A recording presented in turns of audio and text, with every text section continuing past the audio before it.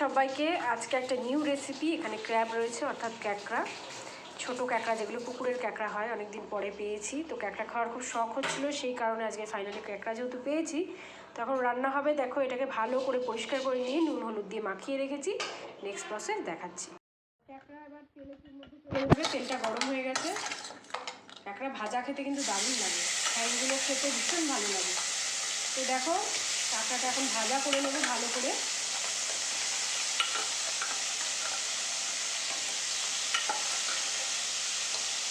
ভাজা হওয়ার পর দেখাচ্ছি। দেখো, কাঁকড়াগুলোকে ভেজে কিন্তু তুলে নিয়েছি। এবার দেখো কী কী মশলা দিয়ে করছি। কাঁকড়ার ঝাল করব, আলুটা দিচ্ছি না। কাঁকড়ার ঝাল খেতে ইচ্ছা করেছে, তাই কাঁকড়ার ঝালই করছি। ঠিক আছে, এখানে রয়েছে দেখো পেঁয়াজ, টমেটো আর হচ্ছে রসুন বাটা। এবার দেখো তেলে কি কি দিচ্ছি। গোটা গরম মশলা দিয়ে দেবো তেলে, এলাচ দিলাম। এবার দিয়ে দেবো দারচিনি,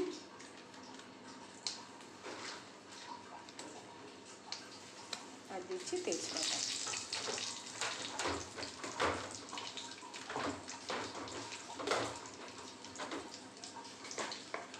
এবার দিয়ে দিচ্ছি শুকনো লঙ্কা।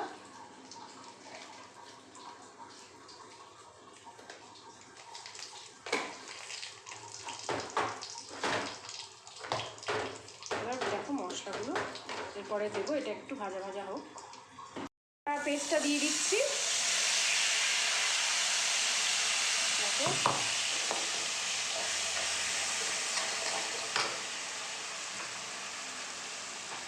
এবার দেবো হলুদ গুঁড়ো, নুন, লঙ্কা গুঁড়ো, যেগুলো নর্মাল মশলা সেগুলো তো পড়বেই।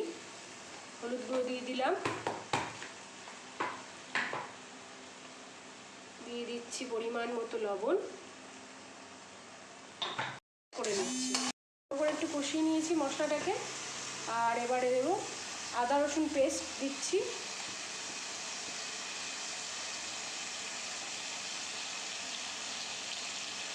আদা রসুন পেস্ট দিয়ে দিলাম।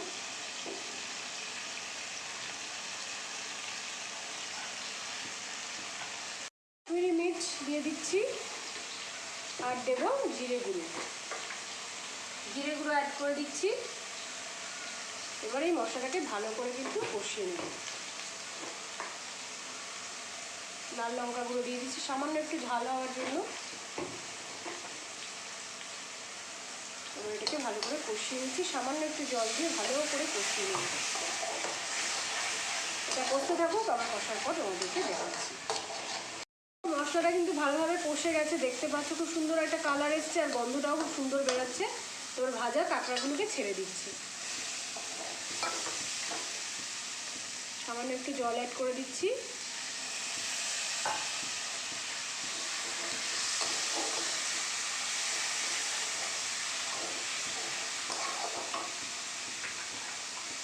কাঁকড়ার লাল লাল ঝাল দারুণ লাগে খেতে। তো আমি একটু মিষ্টি দিচ্ছি, যেহেতু লবণ আর মিষ্টির পরিমাণটা যাতে ঠিক হয়। চাইলে তোমরা স্কিপ করতে পারো, যারা মিষ্টি খেতে পছন্দ করো না তারা চাইলে এটা কিন্তু স্কিপ করতে পারো। তো আমাদের লাল লাল কাঁকড়ার ঝাল পুরো রেডি হয়ে গেছে একদম।